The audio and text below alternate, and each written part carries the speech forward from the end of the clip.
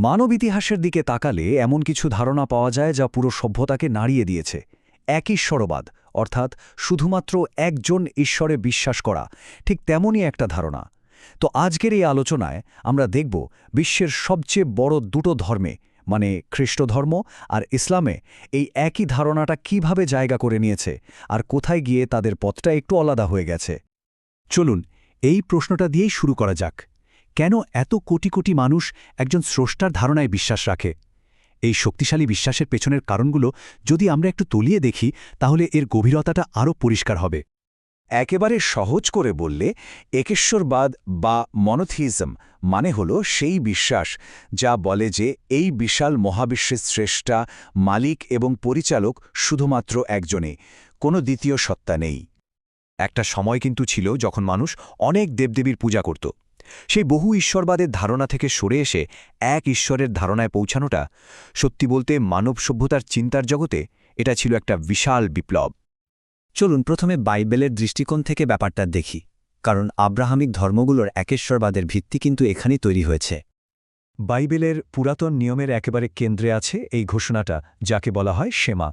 এখানে খুব স্পষ্টভাবে বলা হচ্ছে ঈশ্বর এক এবং অদ্বিতীয়। ইহুদি এবং খ্রিস্টান উভয় ধর্মবিশ্বাসের জন্যই এটা একটা মূল ভিত্তি। কিন্তু পুরাতন নিয়ম থেকে যখন নতুন নিয়মে আসা হয়, তখনই ধারণাটা আর একটু জটিল রূপ নেয়। এখানেই ত্রিত্ববাদ বা ট্রিনিটি ধারণাটা আসে, অর্থাৎ ঈশ্বর একজনই, কিন্তু তার প্রকাশ ঘটছে পিতা, পুত্র এবং পবিত্র আত্মার মাধ্যমে। আচ্ছা, এবার চলুন কুরআনের দিকে তাকাই। ইসলামে একেশ্বরবাদের এই ধারণাটি পরিচিত তাওহীদ নামে। কোরআনের এই ছোট্ট সূরাটি, সূরা ইখলাস, ইসলামের একেশ্বরবাদের ধারণাকে সম্ভবত সবচেয়ে পরিষ্কারভাবে তুলে ধরে। এখানে কোনো রকম জটিলতা ছাড়াই বলা হচ্ছে আল্লাহ এক ও অদ্বিতীয়। তার মানে ইসলামের মূল ভিত্তি হল তৌহিদ। এটা শুধু সৃষ্টিকর্তা একজন এই বিশ্বাসী নয়, বরং তার একত্ব এতটাই পরম যে তাকে কোনোভাবেই ভাগ করা যায় না। এটাই মূল কথা।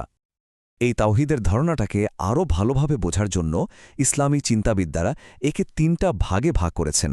প্রথমত রুবুবিয়া, মানে একমাত্র আল্লাহই সবকিছুর প্রভু। দ্বিতীয়ত উলুহিয়া, মানে উপাসনা বা ইবাদত পাওয়ার যোগ্য একমাত্র তিনি। আর তৃতীয়ত আসমা ওয়া সিফাত, মানে তার নাম আর গুণাবলিতেও তিনি সম্পূর্ণ অদ্বিতীয়। আর তাওহীদের এই ধারণাকে প্রতিষ্ঠা করার জন্যই ইসলামে শিরককে সবচেয়ে বড় গুনাহ বা পাপ হিসেবে দেখা হয়। শিরক মানে হল আল্লাহর সাথে অন্য কাউকে অংশীদার বানানো, যা তাওহীদের একেবারে বিপরীত একটা ধারণা। তো আমরা দুটো আলাদা দৃষ্টিভঙ্গি দেখলাম। এবার চলুন এই দুই ধর্মবিশ্বাসের মধ্যে কোথায় মিল আর কোথায় সবচেয়ে বড় পার্থক্য সেটা একটু খতিয়ে দেখি। মজার ব্যাপার হলো, বেশ কিছু মৌলিক বিষয় কিন্তু বাইবেল আর কুরআনের শিক্ষায় দারুণ মিল খুঁজে পাওয়া যায়।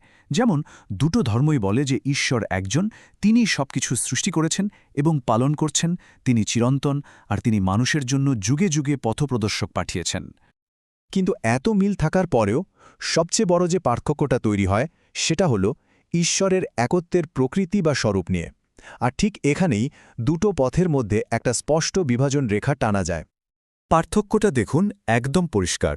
খ্রিস্টধর্মে আমরা পাচ্ছি ত্রিত্ববাদের ধারণা, যেখানে ঈশ্বর এক হয়েও পিতা, পুত্র এবং পবিত্র আত্মা, এই তিন সত্তার মাধ্যমে প্রকাশিত।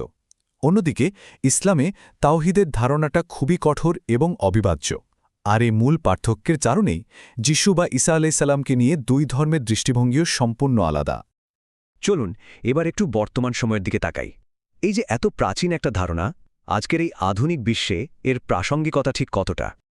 আমরা যেটাকে ভালোমন্দ বলি কিংবা আইনের শাসন বা সামাজিক ন্যায় বিচারের কথা ভাবি, এর অনেক কিছুর পেছনেই কিন্তু একেশ্বরবাদী ধর্মগুলোর গভীর প্রভাব আছে।